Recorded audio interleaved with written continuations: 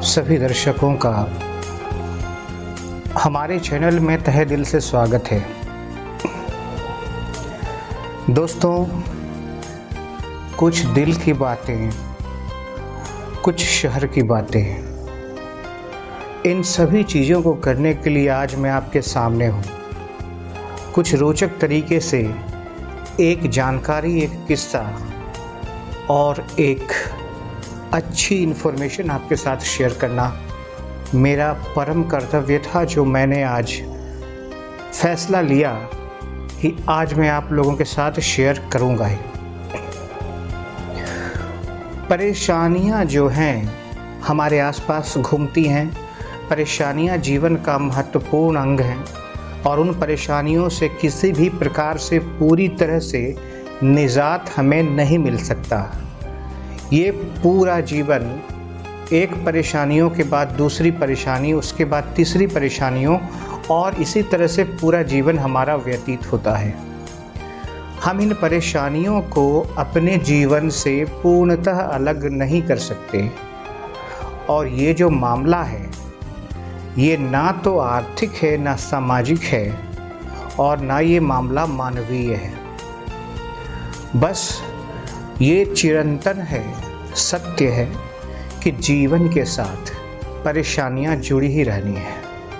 हाँ, ये मैं मानता हूँ और इसी बात पे आज डिस्कस करने वाला हूँ कि इन परेशानियों का कारण कैसे परिस्थितियाँ और लोग हो जाते हैं। परिस्थितियाँ और लोग कैसे आपको मजबूर करते हैं कुछ ऐसे एक्शंस परफॉर्म करने के लिए जो आपके चरित्र का हिस्सा नहीं है, जो आपके इतिहास का हिस्सा नहीं रहे। वास्तव में आपका जो चरित्र है, आपकी वो बहुत बड़ी संपत्ति है, लेकिन कुछ मामलों में जब आप अपने चरित्र को इतने स्तर तक सीधा कर देते हैं, अपने अनुसार जीने लगते हैं कि बहुत सारी बातों को इग्नोर करने लगते हैं, तो फिर परिस्थितियां और लोग आपके विपरीत सोचने लगते हैं। इन्हीं लोगों और परिस्थितियों के बारे में आज की हमारी चर्चा है और आशा है इसकी डिस्कशंस आपको बड़ी पसंद आएगी, क्योंकि हर एक के जीवन में ऐसी परिस्थितियां बनी हुई है। वास्तविकता ये है कि मिस्टर ए मिस्टर बी से परेशान है, मिस्टर बी मिस्टर सी से परेशान है, मिस्टर सी मिस्टर डी से, एंड सो ऑन। पूरी दुनिया में लोग लोगों से परेशान हैं, उनके द्वारा उत्पन्न की हुई परिस्थितियों से भी परेशान हैं। और आपको जानकर ये बड़ा आश्चर्य भी होगा कि ये परिस्थितियां बेवजह बनाई जाती हैं और हम इन परिस्थितियों के भुक्तभोगी बन ही जाते हैं।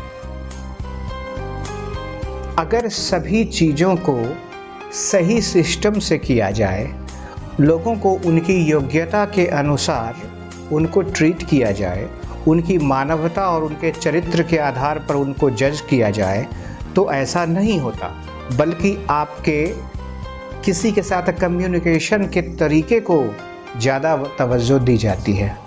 किसी के पास इतनी दृष्टि नहीं है कि आपके अंदर झांक कर आपके व्यक्तित्व को पहचाने, तब उससे उसके अनुसार से बिहेव करें। जो आपको अंदर तक जानते हैं, और ऐसे बहुत कम लोग आपके जीवन में होंगे जो आपको बहुत ही गहराई से जानते होंगे, वही लोग जो आपको गहराई से जानते हैं वो आपको अंदर तक समझ सकेंगे, वरना बाकी आपको सारी बातें अपने मुंह से और अपने कार्यों से सिद्ध करनी होती है। आप जिस चरित्र के हैं और आपकी सोच जिस प्रकार की है, वो सिर्फ आपकी सोच तक अगर सीमित हो और उसे आप अपने व्यवहार में शामिल ना कर पाएँ नेचुरली, तो आप समझ लीजिए कि आप उसके भुक्तभोगी होने वाले। वास्तविकता ये है कि एक अच्छा चरित्र रखना इस विश्व में बहुत ही कठिन समस्या हो गई है। एक अच्छा चरित्र आपको पीछे ले जाता है, क्योंकि आपके आसपास जो लोग भरे पड़े हैं वो इस दुनियादारी में इस कदर उलझे हुए हैं, इस आर्थिक और सामाजिक खेल में इस कदर उलझे हुए हैं कि वे आपकी अंदर की भावनाओं को समझने का कोई प्रयास ही नहीं करते।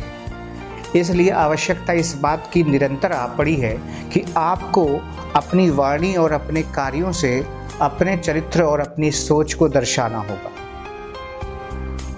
और ये चीज़ें आपको भी खलती होंगी। आप में से बहुत दर्शकों को ये बात लगती होगी कि लोगों ने मुझे ठीक से पहचाना नहीं, मेरे को ठीक से जज नहीं किया। तो यहाँ पर फर्स्ट प्रॉब्लम एक ही आ जाती है कि सब लोग एक ही परिस्थिति को अपने अपने दृष्टिकोण से देखते हैं, अपने अपनी सोच के तराजू पे तौल करके देखते हैं और उन्हें कम और ज़्यादा, अच्छा और बुरा डिक्लेयर कर देते हैं। वो हो सकता है कि आपकी सोच के अनुसार वो सही है और आप चाहते हो कि आपकी सोच के अनुसार से उसे सच माना जाए, अच्छा माना जाए, इसे एक प्रशंसनीय कार्य माना जाए, एक प्रशंसनीय पोजीशन आप उसको देना चाहते हैं, परंतु लोग उसको उस प्रकार से नहीं देखते, उस दृष्टि से नहीं देखते, कारण कि उनका दृष्टिकोण और नज़रिया अपने अनुसार है। अब सही और गलत दृष्टिकोण की बात तो बाद में उठती है। सबसे पहले दृष्टिकोण ये बदलने की आवश्यकता है जो सभी मूल समस्याओं और फसाद की जड़ है कि हर व्यक्ति खुद को गौरवान्वित महसूस करवाना चाहता है। आपके सामने वाला व्यक्ति आपको तरजीह और तवज्जो तभी देने की कोशिश करता है अगर वो आपसे ज़्यादा सक्षम है, तो आपको तवज्जो और तरजीह तभी देने की कोशिश करता है जब आप उसकी सोच और उसके विचारों के साथ तालमेल रखते हो।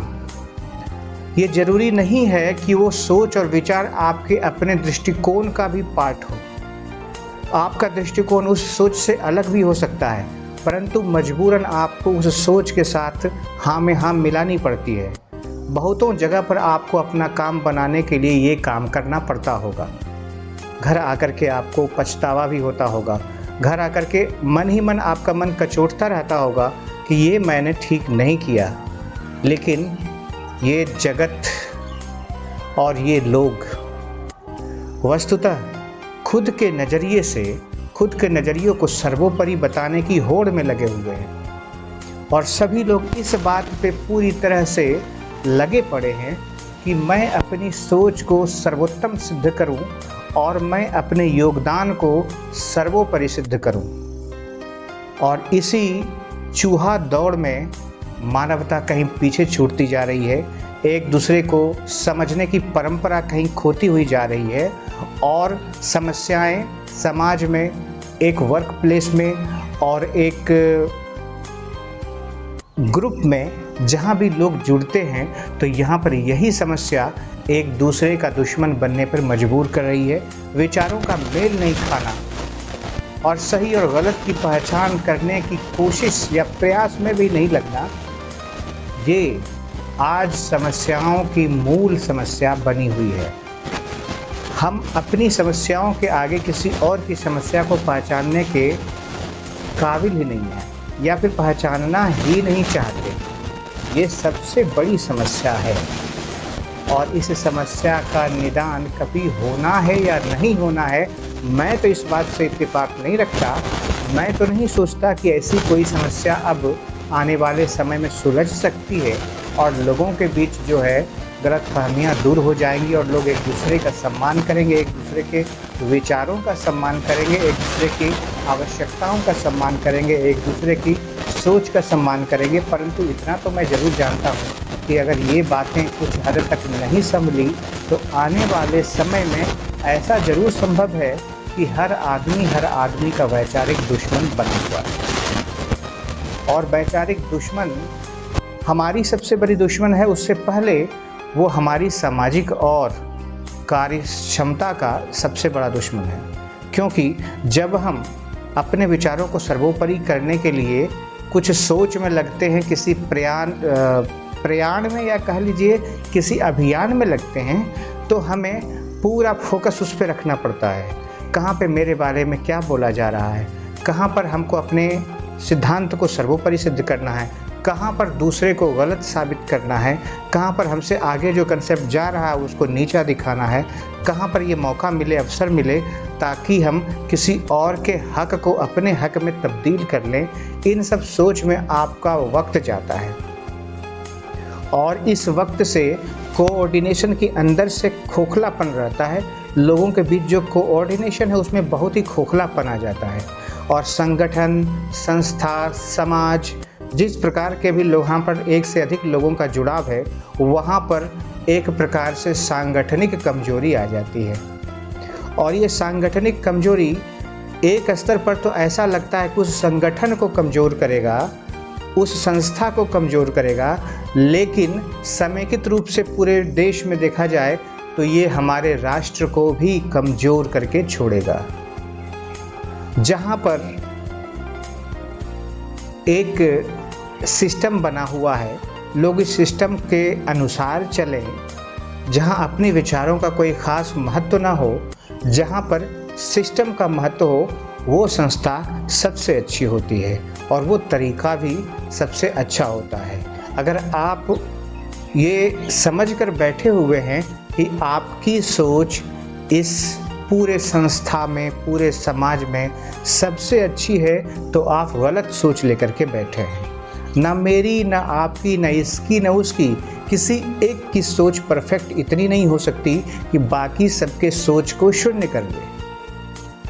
संगठन का मतलब तो ये है कि इसकी, उसकी, सबकी अच्छी अच्छी विचारों और सोचों का संगठन बने, एक जगह जमा हो और उस संगठन को आगे ले जाने में, उस संस्था को आगे ले जाने में और उस समाज को आगे ले जाने में मदद हो। आज अपने हक के लिए लड़ना पड़ता है। ये लड़ने की ज़रूरत सरकार से नहीं है, ये लड़ने की आवश्यकता आपके साथ काम करने वाले आसपास लोगों से है। ये कहते हुए बहुत दुख होता है